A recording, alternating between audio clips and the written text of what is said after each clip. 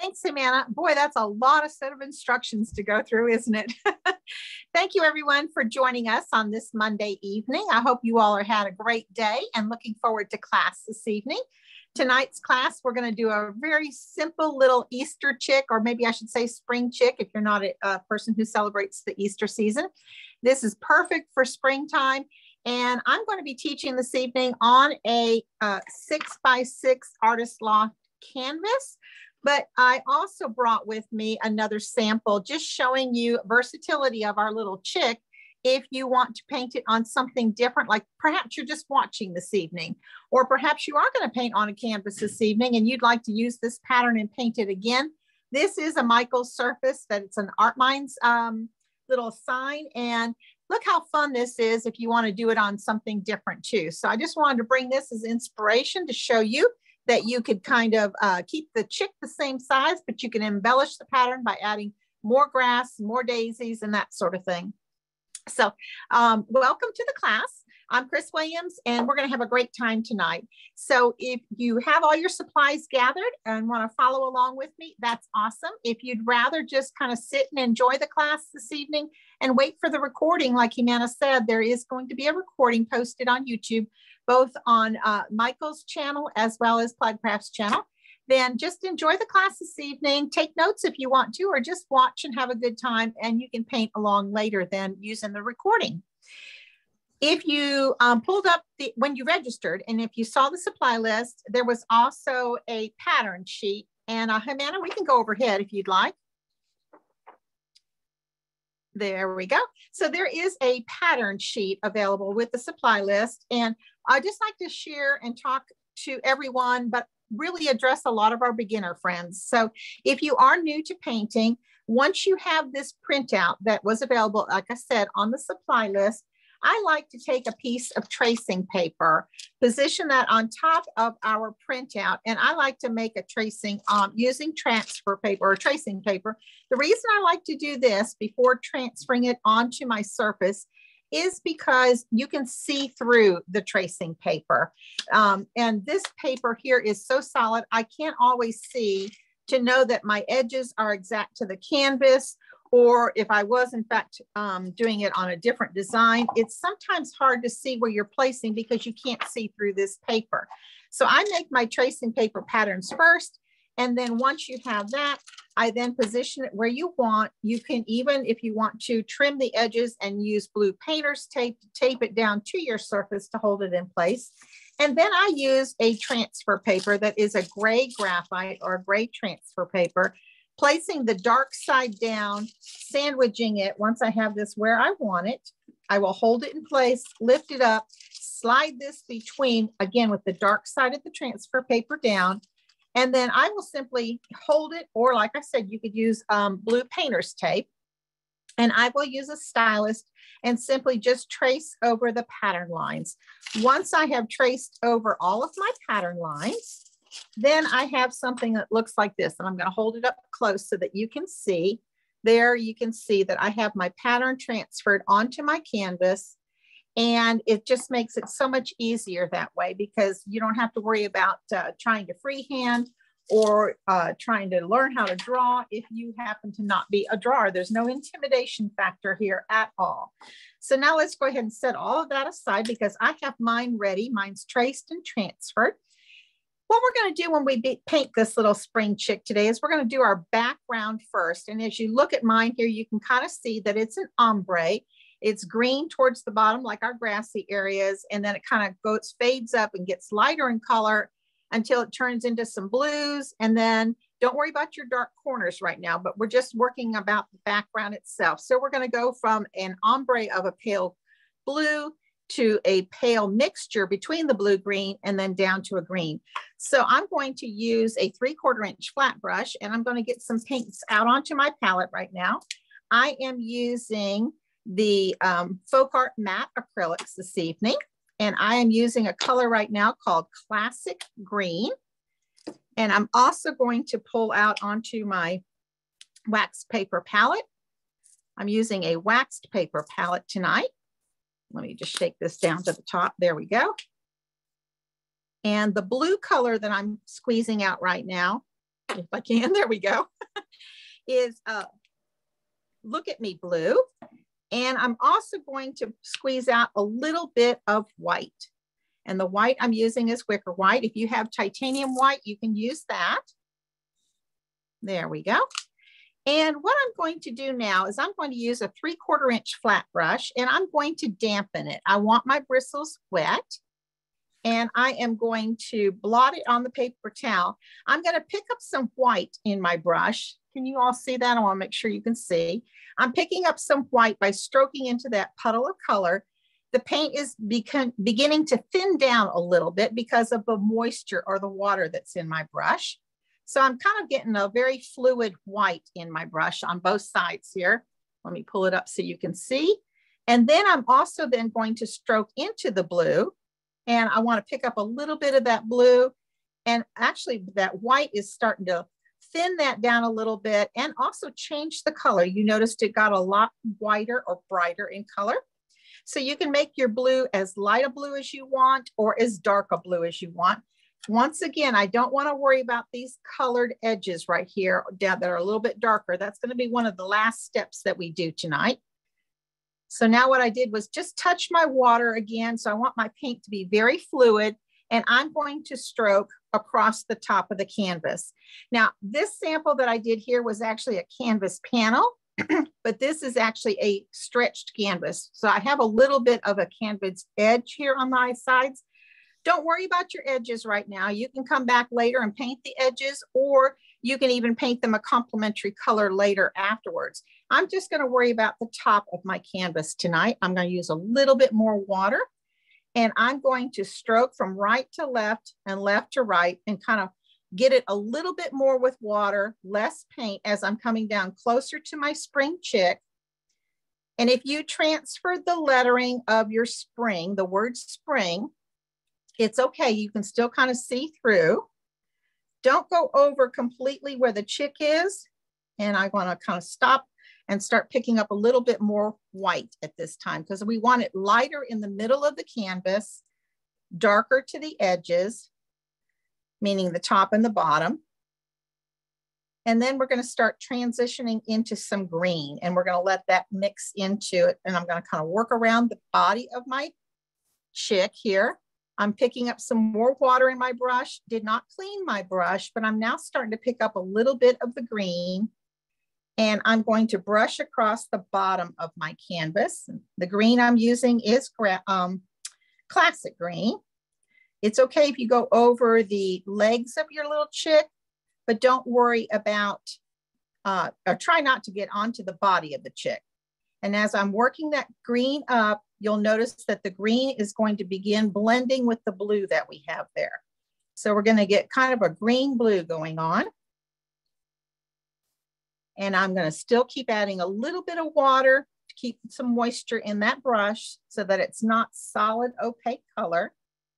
And I'm going to do the same thing on the opposite side. And if it's easier for you to stroke towards you, then by all means do so.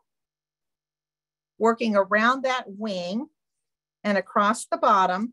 Now we're going to come back later and actually paint in some grass, so don't worry about that. And I'm coming up close to the other side of the chick. So I'm working now on the left side of my chick. And I'm coming around the head, and there's a little leaf. So if you go over the leaf, that's fine. If you go over the daisy, that's fine. And you just kind of want to blend that color so that we have just a little bit of an ombre wash to the back. It's not solid. Remember, we used a lot of water, so there's a little bit of a wash of color there. Once you have that to where you feel like you like it, I'm just going to come up the edges here a little bit. You can go ahead and clean your brush. And I'm using a paper towel to wipe away all that excess moisture. And if you have a little bit, I'm going to show you mine up close. If you have a little bit where you can see I kind of brushed into his head, that's quite all right. We're going to come back now. If yours is still wet, take a moistened flat brush, and you can even kind of wipe away some of that excess paint that went inside the head of your chick. Now, for those of you that have painted many, many things, you might say, well, why did I not do the entire background, let it dry, then transfer the body or the shape of the chick on top? That for sure is one way you can do this painting. And so what I mean is you could do left to right, right to left, all the way down across the whole canvas first. Let that completely dry, then trace and transfer your pattern onto the dry ombre painted background. If you were to do that, you might take longer than the 1 hour that we have together to paint tonight. So that's why I worked around the shape of our chick. If you want to do this, if you're not painting with me tonight and you want to do this at home, by all means, you can do that. But let me tell you what I would do is when you're ready to paint your chick on top of the ombre colored background, I would base coat the body of the chick, the wings and the head and his body, all with a white layer of white first before you put your yellow on top. Sometimes our yellows are not very opaque. They can be a little bit more translucent. And so you might take more coats of yellow to make that appear solid or opaque in color. So I would go ahead and paint the white undercoat first. If you're ready with me, I am putting out some Daffodil Yellow on my palette and also some Apple Red. Now, when you look at my sample here, I'm going to share with you as I hold it up close, you can see that the yellow has both some orange cheeks on our chick, and then also there's some shading around on the body of the chick. That's all done with an orange. And you can, if you have pure orange at home, by all means, you can switch and use an orange, but tonight we're going to mix a little bit of an orange. So I'm going to take a little bit of my Daffodil Yellow off to the side. I'm using a palette knife to move a little bit over, and I'm going to tip just a little bit. I'm going to show you up close, just a little bit of red, and that's the Apple Red. When you mix colors, it's always best to mix a little bit of the dark color at a time into the lighter color. Our darker color is the Apple Red. The darker color can overpower or assume too much color all at one time. So it's better just to mix a little bit at a time. And that my first application was not quite enough to turn that yellow to an orange. So I'm going to go back and I'm going to add a little bit more red. Again, this is Apple Red. And we want to have a bright orange, a bright yellowy orange. And I'm liking this a little bit more, maybe just a touch more red. And I'll show you my color mix. It's not a pure orange. It's just a bright yellowy orange. I like this right here. I think this is going to be cute. Let me wipe my palette knife and I'll bring up my palette to the camera so you can take a look at the color mixture that I just made. Again, I used a little bit of the Daffodil Yellow and then a little bit of Apple Red at a time. Just keep adding a little bit at a time until you get that color mix that you like. All right, so now I'm going to switch to a smaller flat brush and use the brushes that are comfortable for you in size. I'm going to, for this part, use a number 12 flat brush. And what we're going to do is we're going to paint in all of our body, our two wings, and our head, leaving the beak area. And we're going to do that all first with just solid yellow. So I'm stroking my number 12 flat into the puddle of color. I have yellow on both sides of that brush. And now I'm going to, just like I said, base coat over. You should be able to still see the pattern. If you've left yourself a pattern line of like where the wing is, you'll be able to see that through the orange. So just go ahead and paint all of that in as smooth as you can and refill your brush as often as you need to. I'm just kind of moving along the edges of the body and then patting that color on. Again, this is the Daffodil Yellow and I'm using a number 12 flat brush. And as you can see, this part goes pretty quickly. Just kind of patting that color on. Again, when we get up to the head, I'm just beginning to work on my head. I would love for you to work around the shape of our beak. That beak is kind of like a almost like a diamond shape, but there's a little curve in the lines of that diamond. So I'm just kind of patting that yellow on. Daffodil Yellow. Such a beautiful bright yellow, perfect for a little springtime chip. And I'm going to pat right up next to that beak. And that's about where we are right now with this yellow chick. Now I'm not going to clean my brush. I'm going to keep this yellow paint in my brush because our next step, I'm going to hold this one up so you can see close. What we're going to do is we're going to work on the body of the chick first. And can you see like where that wing is? There's a little bit of shading around the shape of that wing. You'll also notice that there's shading on his little tush going down towards his belly. And then also all the way up and around that wing, that as we're looking at it, the left wing under his neck. So this part all around here is going to get some of that shading color. That shading color is that orangey yellow, or I should say yellowy orange color that we just mixed. So what I'm going to do is move some of that so that I have a nice clean edge to stroke up into off in my palette. Again, I did not clean my flat brush. I have yellow in it, and that yellow was Daffodil Yellow. Now what I'm going to do is I'm going to stroke up into this side of our blend color that we made, that yellowy orange. And I am going to follow the lines. I'm going to hold mine up so you can see. I can still see my pattern line where the wing is. I can see where the division line is from the head to the body and where my other wing is. So I'm just going to hold my brush, the side that has the orangey mixture in it next to the pattern line. We're going to work along his chin or on the body, but like where the chin meets his head here. And I'm just going to pat that color on, kind of shading a little bit less, right up on the body, but right next to his head. So we're kind of defining the shape here. And this is still probably wet from our base coat, and that's perfectly fine. I want you all to see, can you see there's a little bit of a definition now between his head and his body. Now, keeping my brush that has the orangey mixture in it to the left, as I'm looking at mine, it's to the left. We're going to go around this wing here and then bring it down like the belly or the chest area, all the way down to the body. So just again, it's a patting motion. So I've got my Daffodil Yellow and my orange mixture, and I'm patting that color on as we're going along the shape of our chick. And you can keep patting all the way up to the tip of the tail. This is a very simple project that this would even be fun to maybe get the kids out if you have children or grandchildren and let them paint a little chick for the spring season. All right. I hope you all are having fun with me this evening.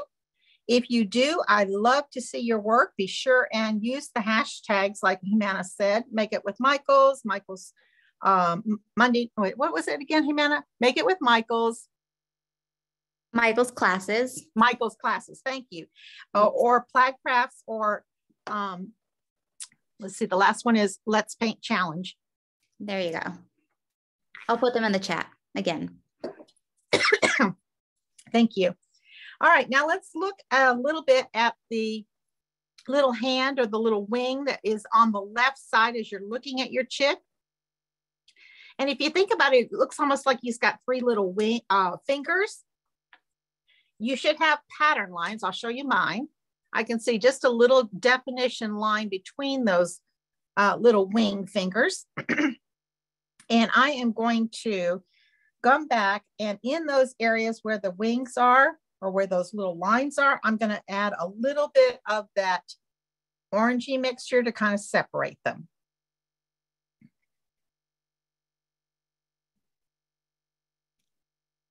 And then I'm going to do the exact same thing on the wing that is still on his body. And when you come to the areas that are going to be shaded, I'm going to go up underneath each one of these little sections, or if you think about it, little wings, almost like little fingers.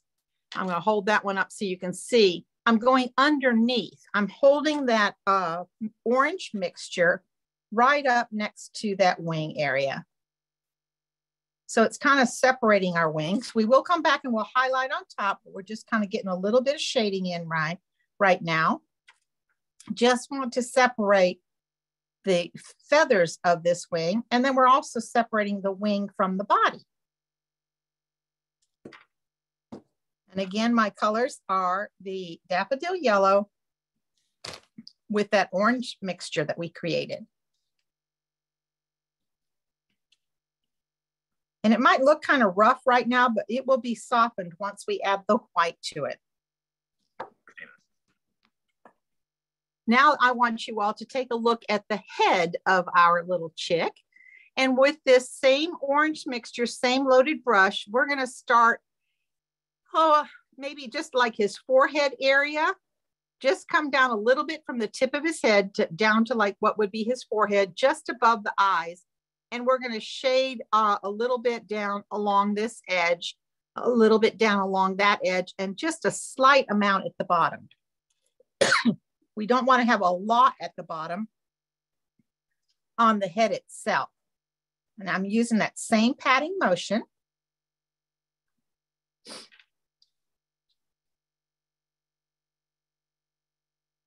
And I've patted down to where I've reached the chin, if you will.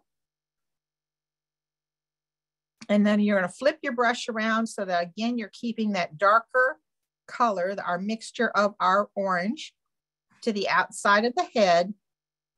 And I've now shaded both sides of the head. Excuse me. Now I'm going to take a minute and I'm going to rinse my brush because I want to remove all of that orange out of the mixture of the brush.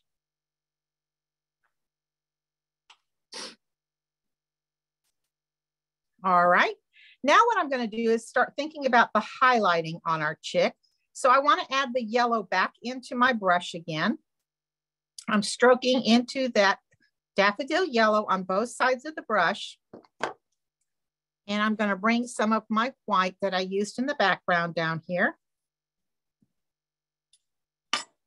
So I've got yellow in both sides of the brush. And now I'm going to stroke up into the white. Again, this is Wicker White. So I want to brush that just like we did with our pink mixture or our orangey mixture there. We're going to have the same kind of a thing where we have white on the brush. And as I look at my sample here, we're going to add a highlight at the very top of his head or her head. So the side of the brush that has the white in it, I'm patting along the edge. And you'll notice right away how much lighter that forehead or the top of the head is.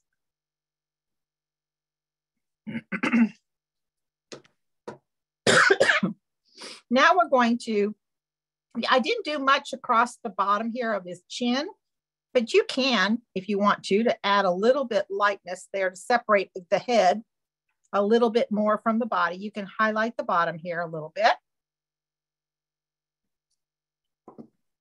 And the rest of the white is going to be on the back side of his body. So like from the neck across the back of his body up to the tip of his tail. So we're going to put a little bit of white along there. So again, it's that same brush loaded with the Daffodil Yellow and the Wicker White. My brush is on the body, but I am keeping the white edge towards the outer part of the body. So it's on the tip of the tail and then patting it across towards the head. And now the fun part's going to be adding the white highlight on the little wing areas. So again, when we think about these as being feathers, or if you think of them even as almost like being a finger, the white is towards the outside edge of the shape and towards the top of each one of these. We've already shaded underneath. So I'm going to start at the tip here and add a little bit. Again, this is the same brush with the yellow and the white. And I'm going to bring some white into those feather strokes. just a little bit of a highlight. And it kind of gives each little feather section of the wing a little bit more definition.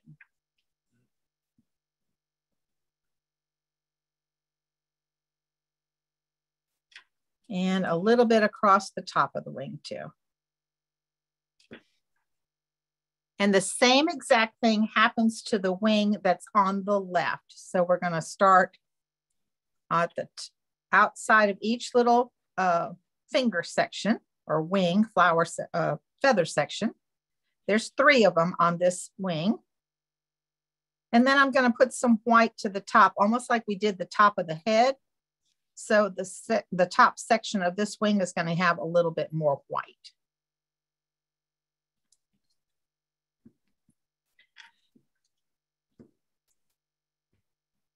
There we go.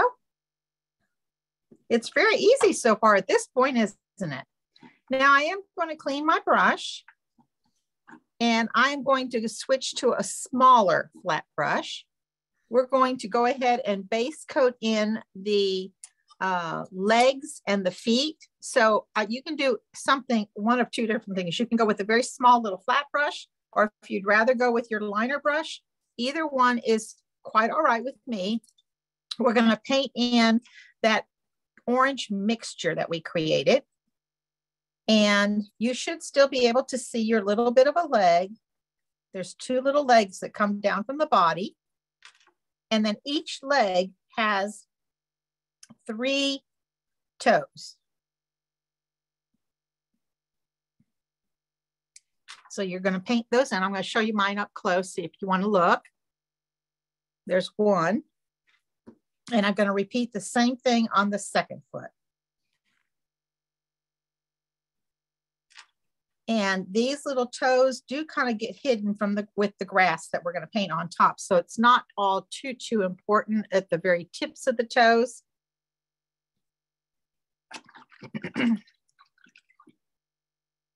Okay. Now the next thing we're going to do is we're going to go ahead and paint in the beak itself. And that is painted the same thing with this orange. And I'm going to just paint in that little diamond shape. On mine, I think I'm going to add just a little bit more red to make it a little bit orangier. And I'm going to brush mix that in. So I did a little test and it wasn't quite orange enough for me. So I'm going to add a little bit more of the red. And I'm just painting this in solid. We kind of didn't paint the beak at first, so it left a really nice wide opening for us. And we're going to let that dry for a minute. While that is drying, we can think about blushing our cheek. If you want to give your little chick these cute little orangey cheeks, what I'm going to do is I'm going to take a clean flat brush that is dry. It's not wet. And I'm going to load that just on the side with my orange mixture. So I have a brush that is dry, but has just a little bit of that orange paint on it. You could even, if you wanted to blush your cheek, you could even still add a little bit more of the apple red. That might be a little much, so let me tone it down a little bit.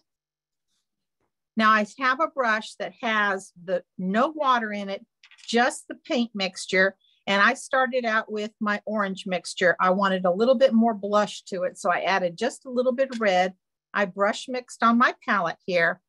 On the part of the brush that has the paint on it, again, we only loaded it on half of this flat brush.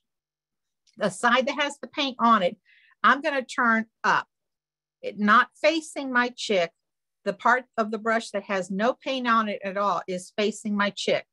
So I'm going to hold the brush. Again, the paint side is up, and I'm just going to go on the corner. And let me see if I can hold it up for you. It's gotten dry. Size of brush is that again, Chris? I'm using right now a smaller brush. This is a number 6 flat, Dylan. Perfect. That was a good question. I'm sorry, I may not have mentioned that. No, you're good. I may have just said smaller flat brush. Okay, so what I'm doing now is I'm again the side of the brush, just reloading my brush a little bit. The side of the brush that has the paint in it is now facing the camera above me. It's away from the chick.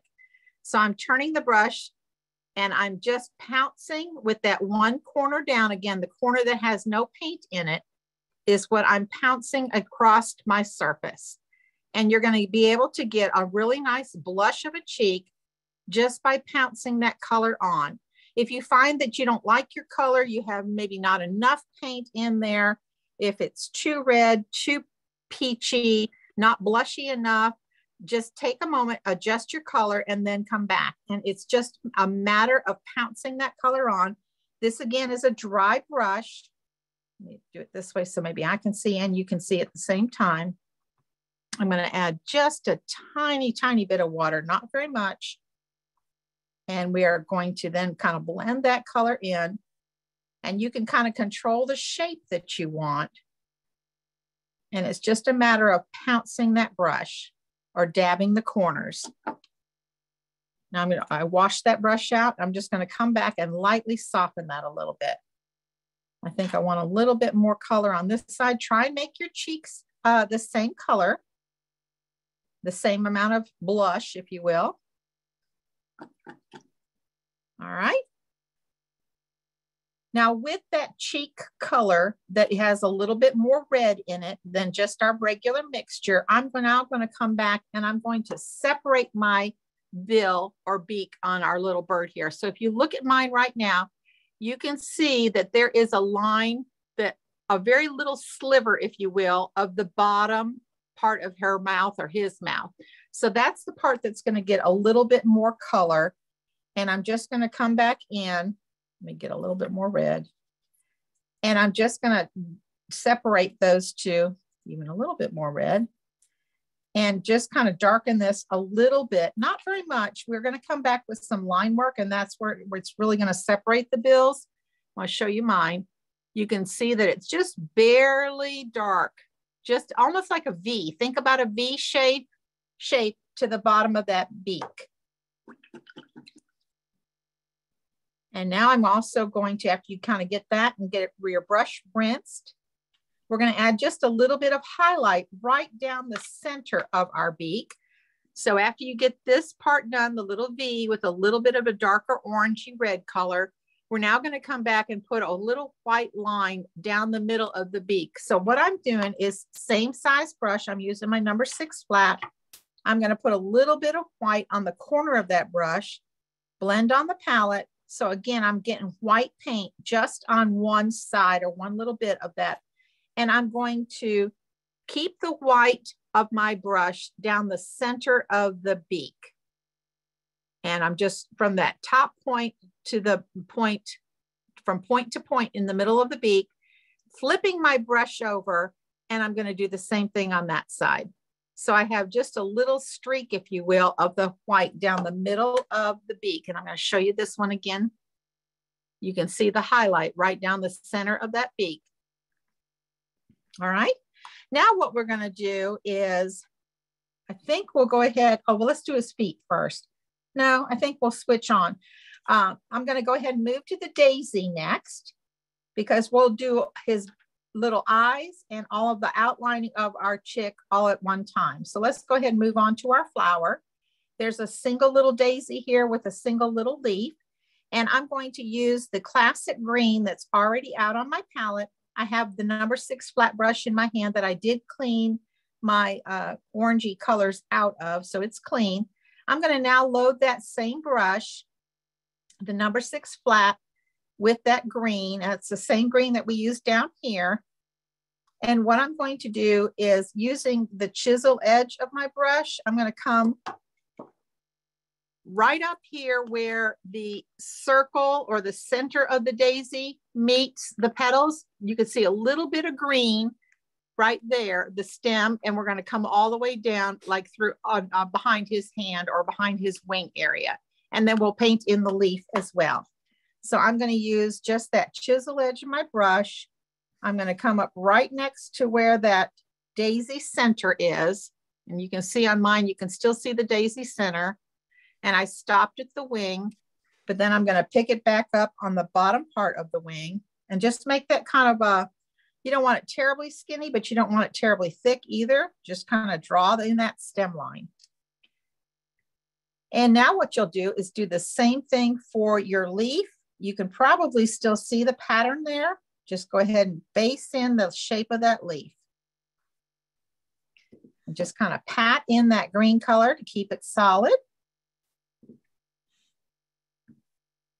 And then on the chisel edge, bring that stem of the leaf towards the main stem of the flower. And we're going to let that part dry a little bit. Now I'm going to teach you a different kind of daisy tonight. We're going to do a daisy where we have a little bit of green shadowing in the white daisy petals, and each petal is actually 2 strokes. So we're making a daisy petal that has 2 different strokes in there. So what I'm going to do is I'm going to kind of look at my pattern, and I'm going to start on the one that's a full daisy petal here, and then add them all going around till where we get just a portion of a daisy petal here where it meets behind the head of our chick, okay? So I'm going to start with this one here and then work across till we get to that little half petal right there. So what I'm going to do is do 1 petal at a time, and I'm going to put a little bit of our classic green. I'm using my number 6 flat. I'm going to use a little bit of classic green in here, and I'm going to stroke from the daisy center out, just to put a little bit of green on that petal area. I'll show it right side up for you. So there's a little bit of green in there, and we are going to work pretty quickly.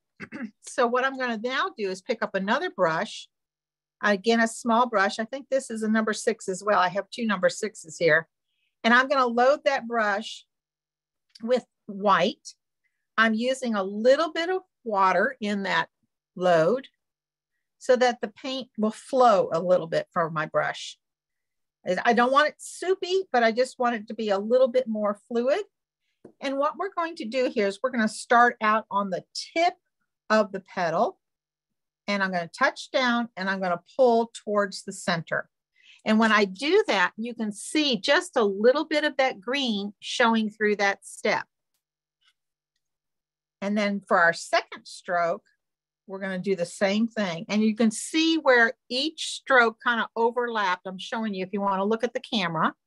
You can see a little bit of the green showing through that daisy petal, and you can see 2 strokes to create 1 daisy petal. So we're going to repeat that same process on the other petals. There's 1, 2, 3, 4, 5 full petals, and then that little half petal. So I'm going to put a little bit of green on this second one. I'm stroking from the flower center outwards. And then I'm going to create, again, the white petal, stroking in towards the center. When I start the petal stroke on the outside of the daisy petal, I have a little, once I touch down, I have a little bit of pressure, and then I'm pulling that pressure up. There's another one. And this goes along pretty quick once you kind of get the routine going. And of course, I have 2 different brushes here. It does help to have 2 different brushes. And each daisy petal does not have to be the same size, relatively the same shape, but not the same size. And some could have a little bit more green showing through. Some can have a little bit less green showing through. But we're kind of shading each daisy petal all at the same time when we're painting the daisy petals. So the green I'm using is the classic green. I'm using the wicker white. And by the time when you stroke that petal, like I said, you're applying pressure at the end of the daisy petal. By the time you get up towards the yellow center, you're almost up on the chisel edge of the brush, and you're using less pressure. I'm hoping that this is all making sense for you all that are painting along with me tonight. When you get to the area where I am right now, which is that last full petal, you could end up stroking a little bit on top of the head, or you could end up stroking a little bit on top of that green stem. Not much of that stem really shows there, but we just were attaching the flower to the stem. And we're going to do the same thing for this little half stroke. that we have here, but just don't stroke on top of the head because that part of the petal is behind our chick's head. So you can put just a little bit of green there if you want. And this is, the strokes will be starting from the chick's head towards the daisy center. And there we go. So now you have all your daisy petals on, and you can go ahead and clean your brushes or brush if you were switching back and forth. If you paint fast enough, when you're doing a daisy like this, maybe you could even do a couple petals all at one time. So you could do like 2 green sections and then paint the 4 strokes of the white. It just depends upon how fast a painter you are. Now let's go ahead and get our daisy center in. And that is just color blocked in or painted in solidly. Again, the yellow is the Daffodil Yellow. And you'll notice our daisy center has got a little bit of a hump to it. It's not flat, almost kind of like a cone flower has a little bump to it. That's all painted in yellow. We'll let that set for just a moment. And we're going to come back and kind of highlight and shade that a little bit like we did our little chick. So while we're letting that kind of set up a minute, I'm going to come down to the stem and the leaf.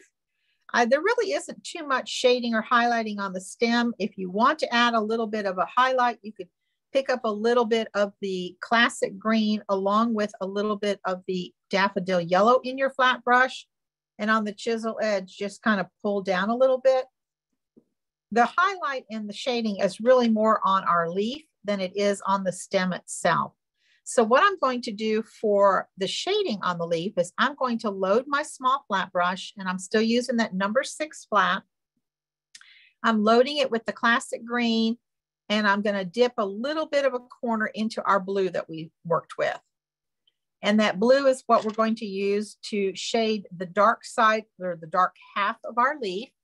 And that is the part that is towards the bottom of the leaf. So think about where your stem comes, the middle. And we're going to shade with that blue and green mixture. And we're going to shade along the bottom of that leaf. So there's a little bit of blue in that leaf. And you can see that it is darker. And the top half of the leaf, which is our light part of the leaf, we're going to, again, fill the brush with the green, add a little bit of our yellow, which again is Daffodil Yellow. And I'm going to just tap on some of that, add a little bit more green, tap on some of that just to kind of create a little bit of highlight on the top part of the leaf. And here's mine if you want to take a look. And I'm going to clean the leaf, the leaf colors out of my brush, clean the brush. We no longer want the greens in the brush. And now I'm going to go back to the daisy center. And remember how we did the body here? We had the yellow and then we kind of used our peachy mixture to do the shading. We're going to do that for the base of our daisy center. So I'm going to load my brush first, both sides of my flat brush. I'm using my number 6 flat with my yellow. Again, that's Daffodil Yellow. And I'm going to pick up that mixture that we did, the orangey mixture, just on a corner of that yellow brush. And I'm going to keep that to the bottom of our little cone shape here, just patting some of that color on the base of that little daisy, right where the white petals meet the body of the center on the bottom here, just like almost like a little C stroke across the bottom. We just patted that color on, and then I'm wiping that orange mixture out of the brush. Refilling my brush with the yellow only, Daffodil Yellow. And I'm going to side load and pick up a little bit of our white because like we highlighted the top of our chick's head, we're going to highlight the top of the daisy center with white. Just kind of patting that on. And that's all we're going to do for that daisy center until we add the details. And that'll be our next step. And what I'm going to do now is I'm going to switch to a liner brush, and I'm going to use a number 1 liner. And I'm going to use some moisture. When we use a liner brush, a lot of times we do use water in our brush. So I'm going to bring some water over here with my liner brush onto my palette. And then I'm going to grab some of this green that we've been working with, which is our medium value green. It's our classic green. And I'm going to thin some of that down. And with this green mixture, inside each little daisy petal stroke, I'm going to make a little drawing here. We have our daisy center, and then we have a petal that kind of looks like that because we have 2 strokes to our petal. So I want you all to see. Can you see that this is kind of like our daisy center, and here's like a petal going up to that daisy center? What we're going to do with this thinned green mixture now, I'll make sure you can see this. We are going to start here where the petal meets the daisy center. We're going to do like almost like little parenthesis strokes. So we're going to stroke down, kind of like create parentheses and a few short little strokes in between. I don't want straight sticks. No straight sticks, no spiders, but just a few graceful flowy lines. And I'll show you on my sample here inside each petal. So again, we're stroking from the flower center out. And you're going to do that on every single little area here. And I just a couple little wispy lines is really all you're doing. Let me show you a couple that I just did on mine. And again, they're not straight sticks. You're not making straight soldiers here. You're just doing little wispy lines.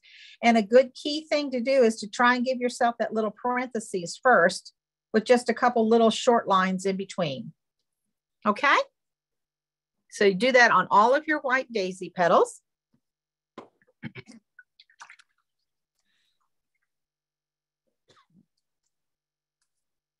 I'm going to go ahead and get black out onto my palette.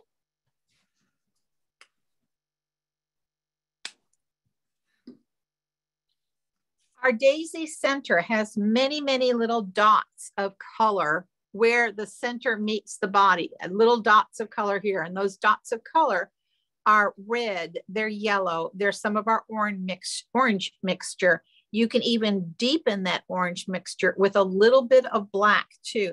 And they're all just tiny little dots. And you can use the tip of your liner brush to do that. If you'd rather use a dead ballpoint pen or your stylus that you use to transfer the pattern to do some little dip dots, you can do that as well. But let's start first with the red. And it's going to be fewer with the darker colors. It's fewer little dots, not that many, but it's enough to kind of, and they're all kind of on, I'm going to show you one more time. So look at the center here. There's many dots and they are all kind of on top of one another. And they are varying sizes. So I'm starting with my apple red first, and I'm using the tip of my liner brush. Now let's see if I can do this so you can see here. Some of the dots fall onto the daisy center. Some of them actually fall out onto the petals. So I've got some red dots. Now, and every time I switch my color out, thin the paint down just a little bit, not a tremendous amount, but just a little bit. And now I've got my orange mixture, and I'm going to see if I can do this in the air so you can see closer. Adding just some of the orange dots, and it kind of softens the red now that we've already got down there. You can have some yellow dots.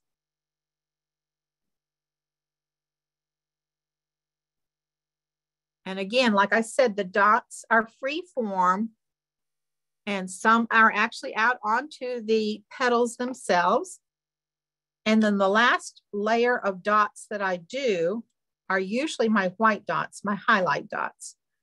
So I did the red, then I did my orange mixture, then I did the yellow, and now I'm actually going to do some white ones. And it's as simple as that. Okay. Now let's go ahead and start working with the black that we just added to our palette. And you need to give our little cheeks, our little chick his eyes before we start doing all of the outlining. Now there's a couple different ways you could do eyes. You can use that same liner brush loaded with the black paint and use the tip of the liner brush to create little circles. You could put when this is all dry, especially now you have to wait because our dots are going to be wet. But if this was dry, you could always put the pattern back in place, trace and transfer that. You can use the handle end of a paintbrush to dip dot. You could even use the stylus to dip dot. And when you use a smaller, here's a tip, when you use a smaller stylus and it makes a small, tiny little dot, like that was my little dot there. Obviously that's too small of an eye. You can load that stylus, touch the area where you want the design and just start drawing a circle. And that gives you a nice little dot too. So use your stylus like a paintbrush sometimes, and that will give you a size of an eye. So that's our next step, is to add our eyes, whether you choose to dot them or paint them with your liner brush. Go ahead and give your little chick its little black eyes. Try and make the eyes obviously on either side of the beak. You don't want them too close. You don't want them too far. You don't want him nearsighted or far-sighted, but just touch down and draw yourself a little bit of a circle.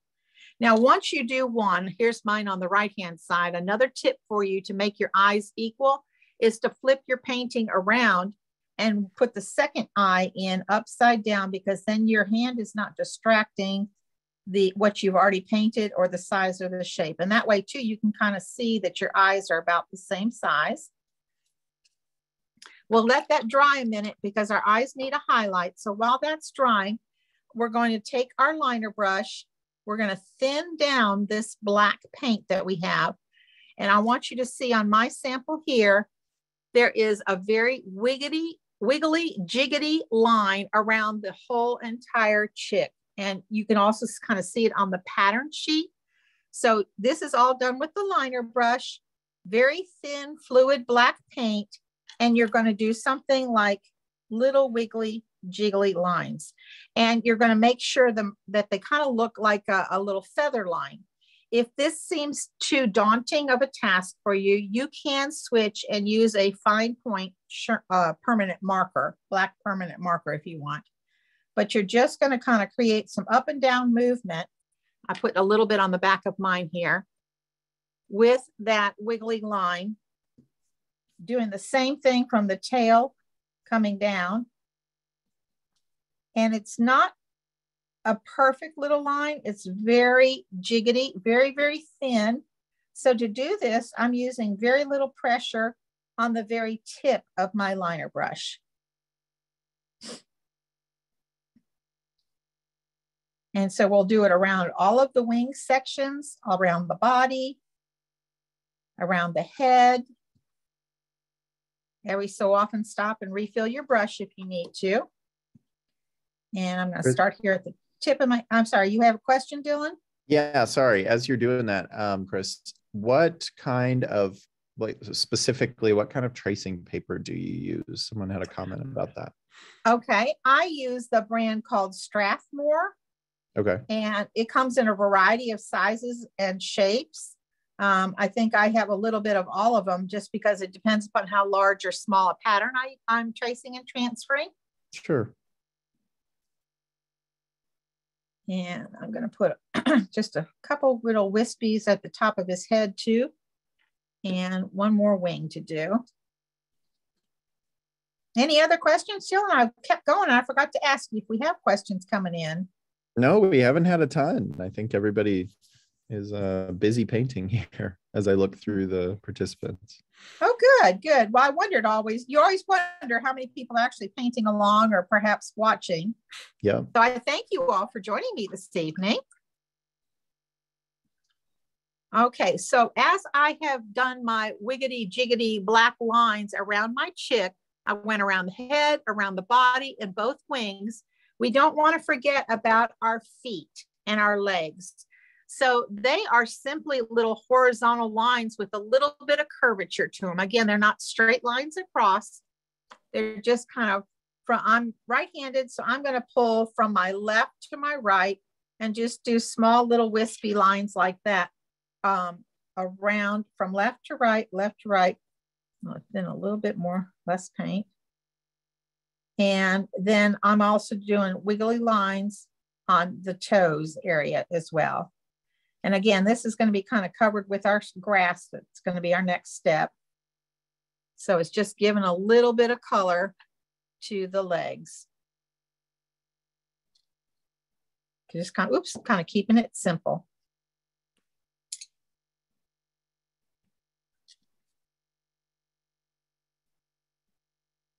Okay.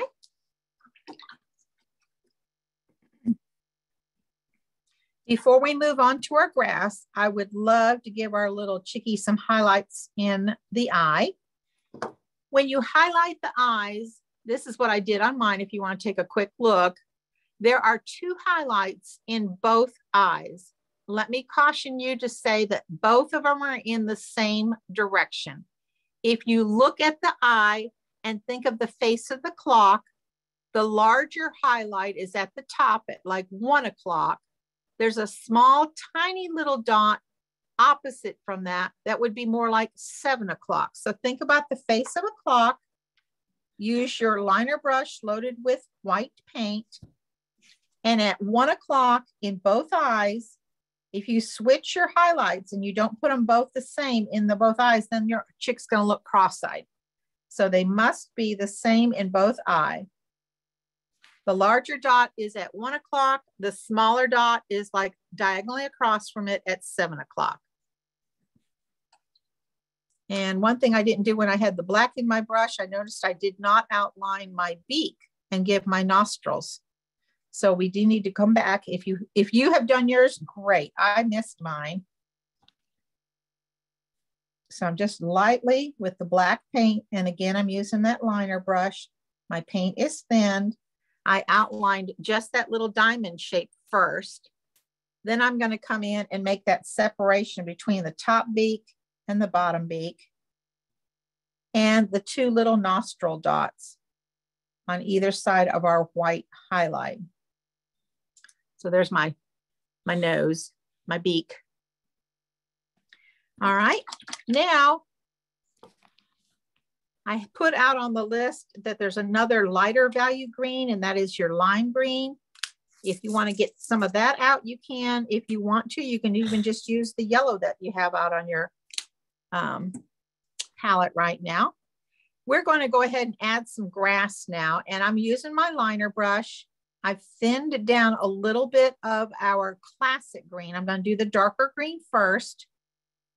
And with that thinned classic green loaded on a #1 liner brush, we're going to add grass all along the bottom here. And I'm going to start from the bottom of the canvas, pulling up. So I usually, when I put my grass on, because I'm right-handed, I start along the left side and work towards the right. You can even start here in the middle where your chick is. And you're just simply stroking upwards. Some of your blades of grass are long. Some of them are short. Some of them have a little bit of a natural flow to them. Don't paint straight sticks. Some of them will curve a little bit to the right. Some might curve a little bit to the left. And you can overlap some. You don't want them too sparse either. And especially like when you get over to the toes, he's going to be nesting in that grass. So you want to go ahead and paint a few more, like where his toes are. This is where it could look a little funny if you don't have a little movement to your blades of grass. When you think about, if any of you actually mow your own grass, no 2 blades of grass are the same, and they have a little bit of movement. When you pull up a blade of grass, they're not completely straight. So we'll do it all across the bottom like this with a fair amount of the dark green blades of grass. Then we'll come back and we're going to do the same thing with this lighter value green.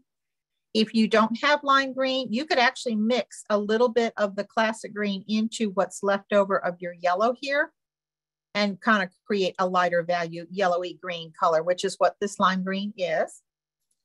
Repeat that same step, adding a little bit more blades of grass, bright yellowy green, and some blades might be tall enough that they even reach the bottom of your chick.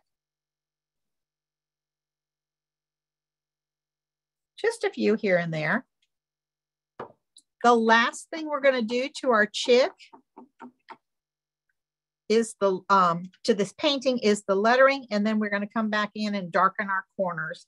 I like to darken corners because when you look at something like this where your corners are dark, even the green areas are darkened down here, your eye immediately goes to the center. So you're bringing more attention to the center of your painting, which of course is our little chick here. But I'd like to go ahead and paint our spring first. And I just prepared a little sheet off to the side here. I want to share a couple different things with you. If you are using a magic marker, be sure to use a permanent ink magic marker to do it. And if you want to do the brush lettering and you are not a brush letter artist, very simply, I can show you a cheat. This is all done with our black, by the way. This is our Licorice. I am using my liner brush. I'm going to paint mine on rather than marker mine on. So I'm going to thin that paint down so that it flows from my liner brush. You want to hold your brush mostly straight up and down, and you want that paint to kind of flow from your brush as you get ready to do any kind of lettering. So make sure you test it on the side like I kind of did here to make sure that the paint is the right consistency. If you cannot get it to flow easy, you probably do not have enough moisture or enough water in the brush. So I want to share with you, there's two different ways when you get ready to trace and transfer the design. If you look here on up here, I did give you the full width of each of your letters. So you can transfer your design just like I did here. And that is simply using that same brush loaded with the thin black paint. You can paint each of these lines like this right here. You can do basically an outline and then come back and very carefully and neatly color book paint or stroke in to complete the design. This is just paper that I pulled out here. So that's one good way to cheat brush lettering if you are not a brush letterer. If you want to try brush lettering, the second design here at the bottom is what I'm going to show you. It doesn't have the second lines. What I did when I transferred it this way is I just put my pattern on top, and when I drew the pattern, I drew right down the center of each of these letters. And that just gave me one line, one pattern line. I hope you all can see that. So if you want to brush letter, this is a good way to practice and sample brush lettering. Same brush, same fluid paint, same fluid consistency of this black. I'm getting my brush good and full of paint. When you brush letter, typically the fat part of the strokes are your downward strokes. Any of the letters that are going down are going to be the ones that have more pressure and fatter. Your upward strokes is where it's going to be much thinner consistency. So I'm going to hold this straight up and down. And I'm sorry, my hand might be in the way. Let me see if I can do it this way for you. I'll hold it up. You're going to hold your brush straight up and down to your surface. I'm going to hold mine at the side here so that maybe you can better see my brush and how I'm doing it. But my tip of the liner brush is just touching the surface. I'm going on an upward stroke, so it's going to be very light pressure. When I start coming down, can you see how that brush is widening? I'm applying a lot more pressure to it. Left, I'm starting to reduce the pressure because I'm getting ready to come upwards, and I'm going to end up like that. Take your time to go slow, but that's basically how it's done. Downward strokes are heavy pressure, upward strokes and do one letter at a time. Don't try and write out the whole thing. So let's do this again. I'm starting at the top of my P. Let me see that way. Starting at the top of my P, I'm going to apply pressure. And as I begin to reduce that pressure, lift up, I'm more on the chisel edge for an upward stroke. Upward stroke, downward stroke, upward stroke. So that it just takes practice knowing how to have the paint the right consistency. It needs to be nice and fluid. The pressure on the tip of the brush is very important. Here's a downward. I'm going to start applying pressure, and I can actually stop right there, and I can pick it back up, apply pressure, and come up. Do one letter at a time. Apply pressure, come up, apply pressure, and stop. Go up, apply pressure, lift up, and I'm doing this on a piece of paper. I should be doing it on my canvas for you, but this, I just wanted to show you 2 different ways that you could do brush lettering. And a third, of course, would be cheating with your marker. Oops, I jiggled because I'm at the edge here. Straight down, and then a little bit less, and then come all the way up. So you have a pattern here that you can then kind of follow. I hope that makes sense. Are there any questions on the brush lettering there? No, but I think everybody's was very excited to get those tips. They were not expecting those lettering tips. Oh, well, it just makes it easy. Let's see, I can barely see my pattern here, but I'm going to go ahead and do the S. Starting up, apply pressure, and then release pressure. I'm back up again. So it's very, very simple. It just sometimes takes a little bit of practice. And the next thing we're going to do is we're going to actually darken the corners again, like we did talk about a moment ago.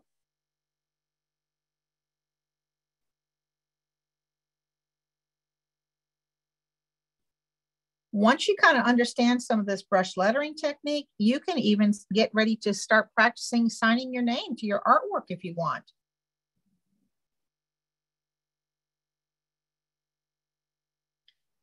It's not difficult, but like riding a bike, you weren't an expert the very first time you got on the saddle. At least I wasn't anyway. Sometimes it takes a few times to fall off the saddle before you really learn what to do. I'm going to add my eye dot there. Okay, now let's talk about our dark blue corners, and then we also darkened the green too. So what I did was I used a larger flat brush.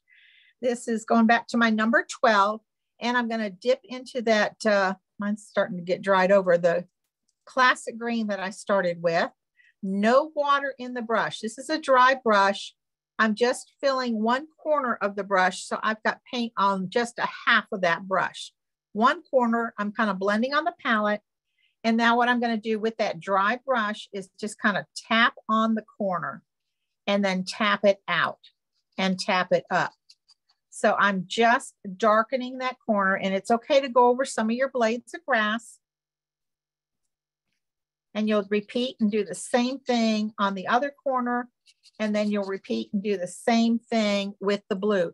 I caution you not to do this corner until you know for sure that your black lettering is dry. So again, I've just got paint on one corner of my flat brush, and I'm kind of going into the corner and then pulling that out, up into the blue of the sky and out into the blades of the grass. So you can already see just by darkening this green in the corners here, how your eyes are now kind of going into your chick. And we'll do the same thing. I want to make sure I just wiped the green out of my brush. I want to make sure it's all gone. Nope, I still have a little bit more. But you want to have pretty much a dry brush to do this. All right, and let's just do one corner of mine because I know my black is still dry. I mean, it's still wet, not dry enough yet. So I'm going to do this corner here. And again, I'm just going to turn my work so I can hold it so that the brush is going into the corner, patting that on, dry brush, and then wiggling it out too. And I'm patting it on and bringing it down. Stop and reload your brush if you need to. And I'm just kind of working that into the corner. And that's all there is to it. The last thing you'll want to do to your little project tonight is to be sure and sign your work. I just got too much water on that one. Let me dry that. There we go. And here is our spring little chick one more time. Any questions, Dylan? No, everybody's thanking you. Everybody thinks your little chick is very, very cute. Well, good. Well, I'm so happy that all of you spent the time with us this evening. I hope you all enjoyed the class. Remember, this has been recorded and will be saved to the Michael's Store YouTube channel as well as Plaid Crafts YouTube channel. Give it a good day. Usually it's about 12 to 24 hours before it's posted. but then you'll have it there. You can paint another one. Grab the kids, like I said earlier, and have a great time. Y'all can paint together. And when you post your work, be sure and use the hashtags that Jimena put in the chat for us. I'd love to see your work. If you're not yet a member of the Let's Paint with Plaid Facebook group, I personally invite each and every one of you to join us in our group. It's a fun learn to paint community where we share our work all the time. And that's a great place for you to take a picture of your chick tonight and post it there using the hashtag Let's Paint Challenge. So until next Monday night for another plaid paint night, I want to wish you all a great week. Thank you for tuning in. Again, I'm Chris Williams, and we had a great time tonight. I hope you did too. Bye, guys. Bye.